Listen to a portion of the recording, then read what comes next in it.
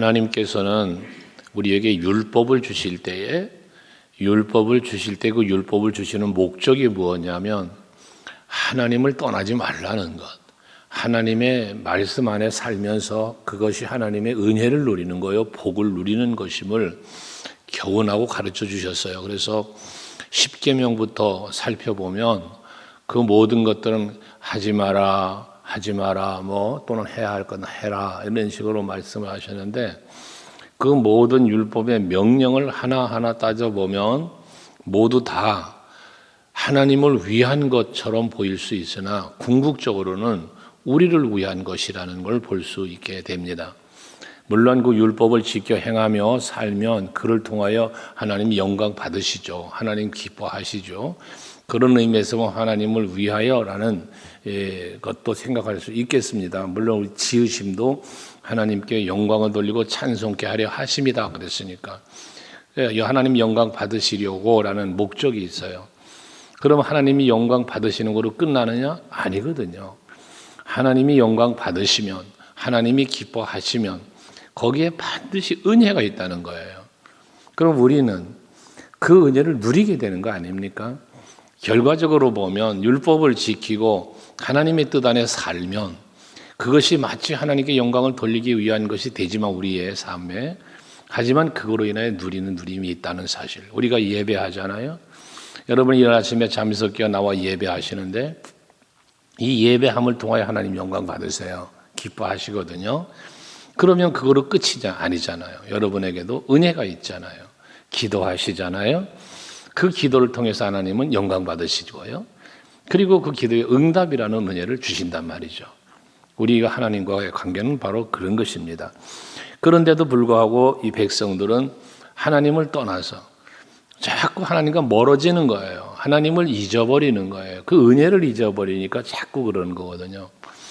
그러면서 있는 저들을 향해서 이제 아내가 타인과 간음을 했어. 그래서 남편을 떠났어요. 그럼 다시 돌아온다면 받아주겠냐? 이건 이제 사람들의 형편을 말하는 거 아니겠어요? 안 받아준다는 거죠. 그러면 세상이 더러워진다는 거죠. 그러면서 마지막 1절 마지막에 뭐냐면 네가 많은 불의와 행음하고서도 내게로 돌아오려느냐? 라는 질문형을 해요. 그런데 이 말씀의 의미는 뭐냐면 그럼 하나님도 사람들은 간음한 여인이 다시 돌아오는 걸 안 받아준다, 더럽다 이런 표현을 했는데 그럼 하나님께서도 네가 내 앞에서 많은 행음을 하고 나에게로 돌아오려고 하냐? 그럼 안 된다. 사람들이 그러는 것처럼 너희들도 돌아오면 안 돼. 난 안 받아줘. 이런 개념이 아니라는 거예요. 이 말의 의미는 뭐냐면 하나님은 너희들이 행음을 하고서라도 내게로 돌아오기를 바라심이 있는 거예요. 그래서 7절을 가서 먼저 보시면 내가 이 모든 일을 행한 후에 그가 이 모든 일을, 이건 이제 우상숭배 아니에요. 6절에 보면 우상숭배를 했단 말이에요. 저들이 높은 산에 오르고 푸른 나무 아래로 가서 거기서 행음했다. 앞에 1절에서 행음했다 그랬잖아요. 이 행음은 우상숭배를 말하는 거란 말이에요. 6절에 말하는 대로.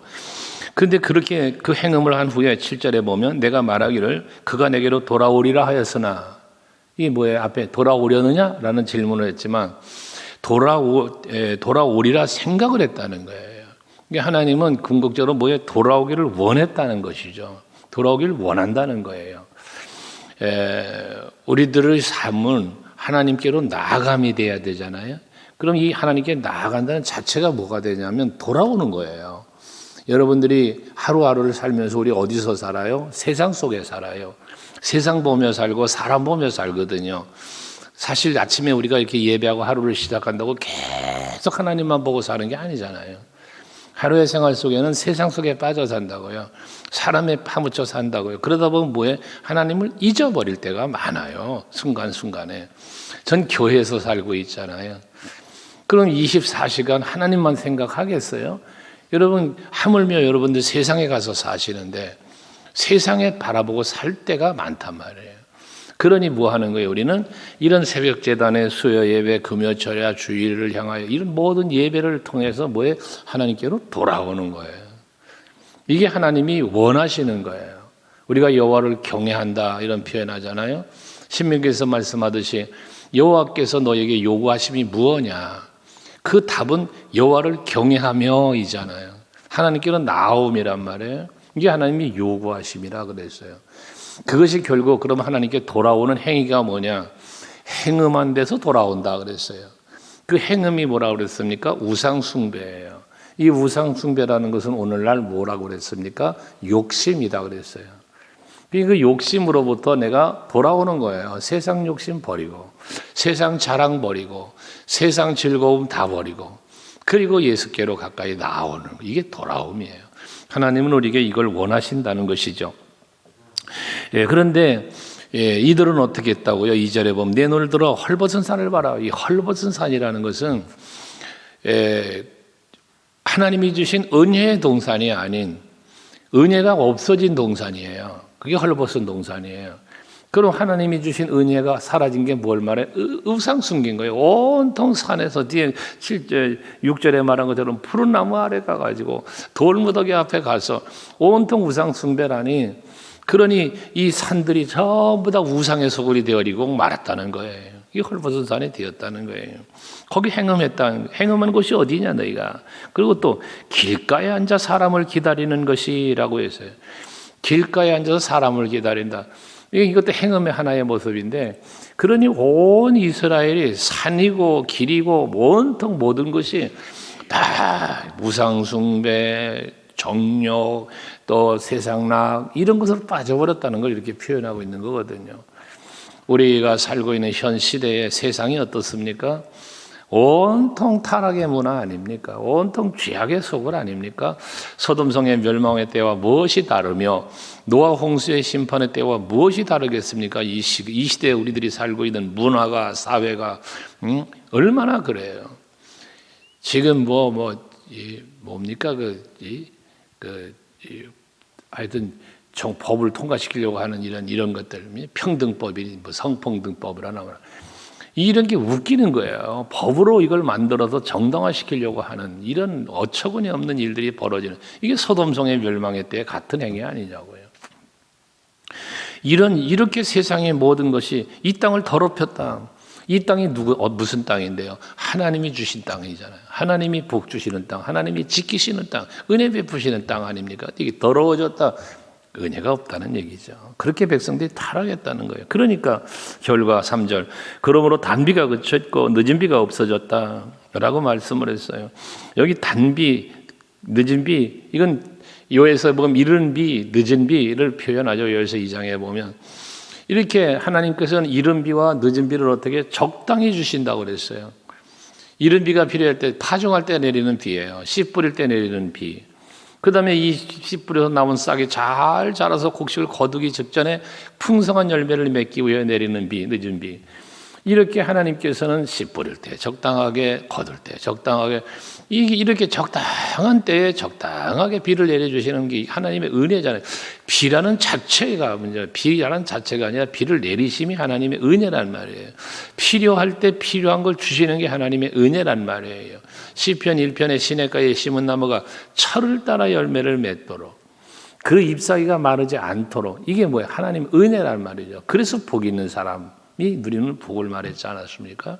이런 건데 그게 없어졌다는 거예요. 그게.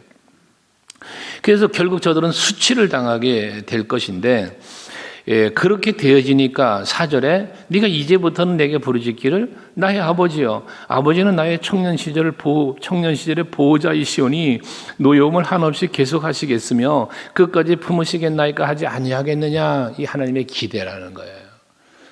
그렇게 막 타락하고 범죄하고 은혜가 멈춰졌어요. 고통 속에 사는 거예요. 그런데 그런 상황에 처해지면 저들이 돌아와서 아이고 아버지요, 우리 청년의 때, 그러니까 과거에 그 은혜 가난을 차지하고 할 때 그때 우리 아버지시였잖아요. 그러니까 이제 우리에게 긍휼 베풀어 주세요라고 저들이 돌아오지 않겠느냐라는 거예요. 하나님 앞에서 다시 그것이 그렇게 너희들이 말하지 않겠느냐, 우리 다시 좀 품어주세요 하지 않겠느냐. 이게 하나님의 기대죠. 하나님의 기대. 그런데 뭐라 그래? 5절 마지막에 보라, 내가 이같이 말하여도 악을 행하여 내 욕심을 이루었느니라 그래요. 이 하나님은 돌아와라, 너네 돌아올 거지, 돌아올 거야, 이렇게 말하시고 기대해도 저들은 뭐에 돌아오지 않았다는 거예요. 그러면서 악을 계속 행해서 뭐 했다? 네 욕심을 이루었다. 그렇게 말씀하는 거예요. 야고보서 1장 15절에 보면 욕심이 잉태하면 죄를 낳고 그러잖아요. 결국 죄를 범하고 악을 행하는 이유가 어디 있냐? 욕심 때문이었다는 거죠. 욕심 때문에.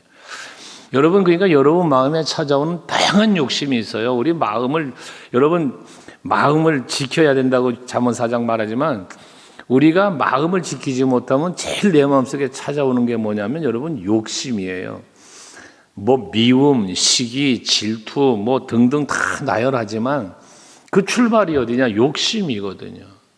왜 미워해요? 미워하는 이유가 있잖아요. 시기하는 이유, 질투하는 이유 있잖아요. 그 출발점을 보면 다 욕심인 거를 발견하게 돼요, 여러분. 그 욕심을 제어할 수 있는 힘이 여러분에게 있어야 된다는 거거든요. 그럼 어떻게 욕심을 제어합니까? 자, 에덴 동산의 생각을 해보면 선악과 먹지 말아라. 먹으면 반드시 죽는다? 율법이죠. 그러면 선악과를 먹는 행위가 뭐예요? 죄잖아요, 이거. 죄 결과 반드시 죽는다는 거예요. 그럼 왜 죄를 져요? 왜 선악과 먹어요? 이게 욕심이란 말이에요. 어떻게 제어할 거냐 이거예요, 이거를. 하나님은 제어할 수 있는 처방책을 주셨어요. 무엇으로? 모든 것을 다 먹고 살라는 거예요. 이 동산에 있는 모든 나무의 실과는 네가 다 먹되 선악과 말고도 먹을 수 있는 게 다 있는 거예요. 그럼 선악과 보지 말고 다른 열매 보면 돼요. 이게 욕심을 제어하는 거예요. 여러분, 뭔가 내가 취하고 내가 얻기를 원하는 부분들을 놓고 그것만 보면 욕심에 빠지는 거예요. 그것만 보면. 그러나 그것만 보지 말고 이미 내게 있는 것, 이미 나에게 하나님이 주신 것, 이걸 보란 말이에요. 이게 욕심을 이기는 비결인 거예요. 근데 우리는 뭐예요? 이미 내가 가지고 있는 것, 이미 내가 누리고 있는 것을 부족하다 생각하는 거예요. 이것보다 더 있어야 되겠다는 거예요. 그래서 더 있으면 좋겠는데 먹어보지 않았던 선악과 있네? 이거 먹고 싶은 거죠. 그 욕심에 빠지는 거예요. 이거 말고도 분명히 먹을 게 있고 살아갈 수 있는 길이 있는데도 이 선악과만 보는 거예요.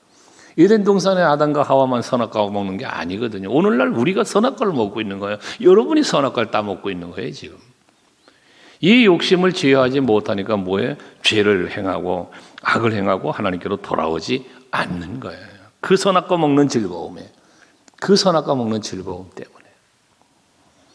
그래서 아빠 6절 7절 미리 말씀드렸던 것처럼 저들은 그 우상 숭배에 빠져 행음을 하고 기다리고 계시지만 하나님 앞으로 돌아오지 않았다, 그 말이에요. 그런데 놀라운 것은 그 반역한 자매 유다는 그것을 보았다. 지금 북이스라엘을 말한 거거든요.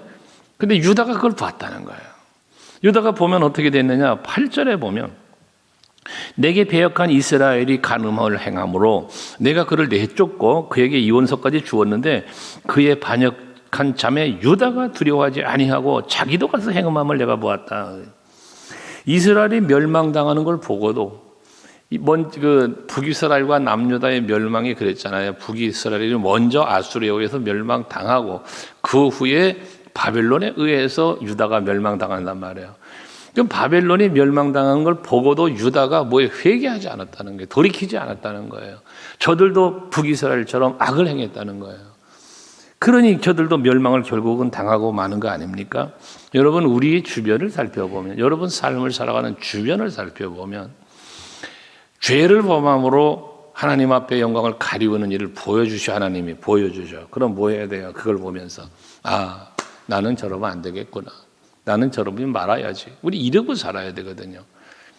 그런데 죄를 범하고 악을 행하여 하나님 앞에 부끄러운 짓을 하는 모습을 보면 우리가 뭐하냐? 두 가지가 벌어집니다. 하나는 뭐냐? 정죄하고요. 정죄해요. 저 사람 나쁜 사람이야. 저 사람 참 하나님 앞에 벌 받을 거야. 이런 거요. 두 번째는 뭐냐? 그걸 보면서 나도 같이 죄를 범한다는 거예요. 이게 하나님 앞에 버림받고 책망받은 이유인 거예요. 그러지 않으려면 뭐예요? 죄를 보면, 멸망당하는 걸 보면, 꾸지람과 책망받는 걸 보면, 그럼 죄를 지면 하나님 앞에 혼나는구나. 내가 악을 행하면 하나님이 싫어하시는구나. 그러면 나는 그렇게 하지 말아야지. 이렇게 깨닫는 사람, 두 부류로 나눠지는 거 아닙니까? 오늘 예배하는 여러분들은 깨닫고 죄로부터 멀어지고 하나님께로 가까이 나오는 그런 여러분들이 되시기를 바랍니다. 그러면서 계속 이어진 말씀이 우상숭배가는 말이에요. 9절도 보면 그가 돌과 나무와 더불어 행음했다. 돌과 나무와 더불어 행음했다는 건 뭡니까? 돌 앞에 가서 나무 앞에 가서 우상 숨겼다는 거예요. 그 앞에 경배하고 그 앞에 절하고 그러고 했다는 거 아닙니까?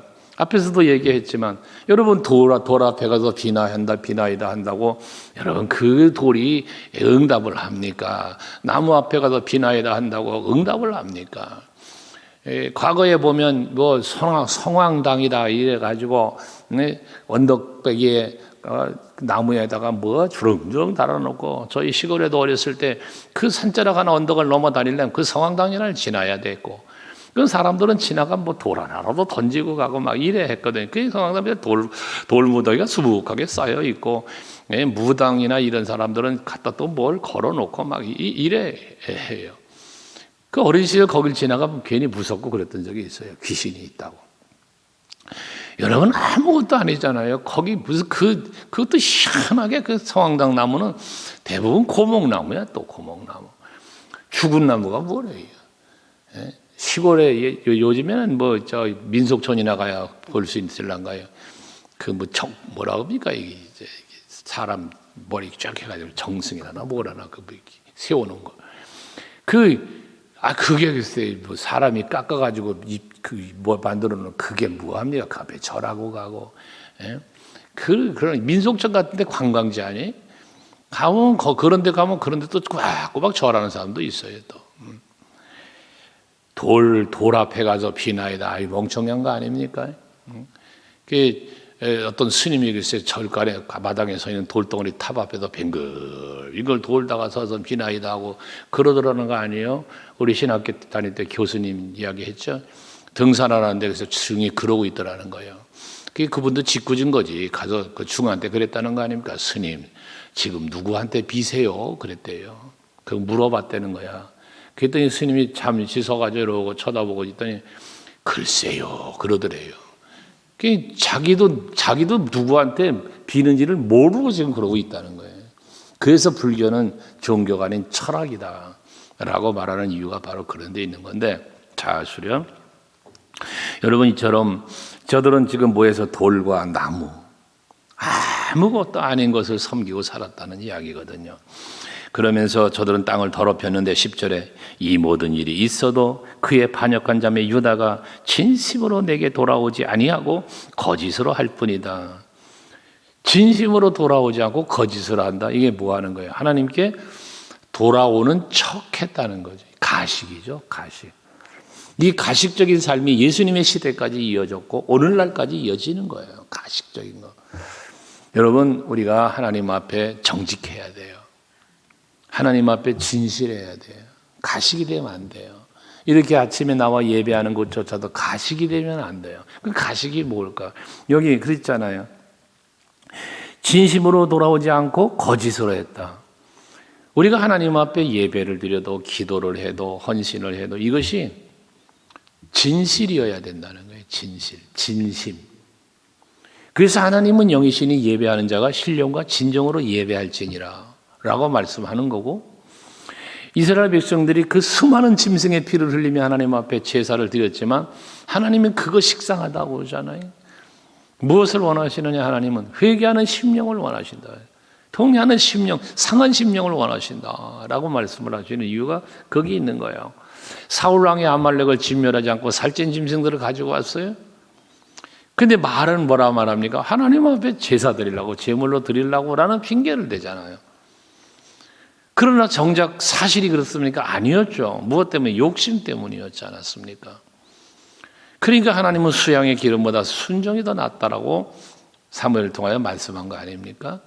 오늘 우리가 하나님 앞에 진실되이 살아가며 진실되이 여호와를 경배한다는 것은 우리의 중심이 신령과 진정함으로 정직함으로 하나님 앞에 드려질 때 그 예배를 기쁘게 받으시고 그 기도를 기쁘게 받으시고 그 헌신을 기쁘게 받으시며 거기 그 정직감에 합당한 복을 주는 거 아닙니까? 히스기야 왕이 병들어 죽게 될 때 내가 하나님 앞에 어떻게 살았는지 아시잖아요. 나 정직하게 살았잖아요. 성실하게 살았잖아요. 하나님 앞에 기도할 때 그 병을 15년 생명에 연장을 해주신 것처럼 오늘 한날도 여러분들이 세상 욕심 때문에 행음이라는 표현을 쓰는 하나님의 이 말씀과 같은 그런 죄를 범치 말고 오직 하나님 바라보고 하나님을 의지하고 따르면서 살아가시는 여러분들이 되셔서 그것이 가식적인 게 아니라 진심으로 말입니다. 그래서 하나님께 영광 돌리시고 그에 합당한 은혜와 복도 누리시는 오늘 하루가 되시기를 축복합니다.